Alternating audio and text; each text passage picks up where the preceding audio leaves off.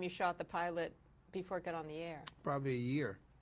And not only was that a conversation, but they hired a research group, and it was the funniest thing. I met with the research people, and I swear it was the CIA. It was, I mean, it was like, it was a kind of like stiffness and suit and tie that you just go, this is not your average white executive right here. This guy is on another level. And I'll tell you a piece of the conversation that really kind of made me go, oh, this is a little more research than you would normally do. So they told me about the research they had done, and they didn't ask people if they thought things were funny. They asked them, how did it make them feel?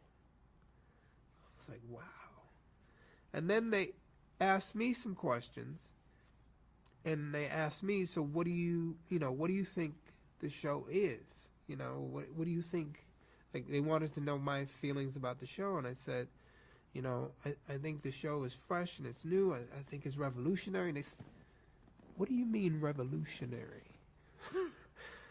I was like, not that kind of revolutionary. I just mean, taking the format and changing it up a little bit, And then those guys left, and I guess they gave their approval. So it was a lot of steps to get to actually getting on the air.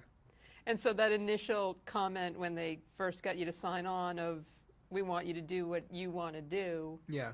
That sounds like that became kind of a conversation. Well, I think they wanted it. They just didn't know, television is not entertainment. Television is programming, and television is sponsored.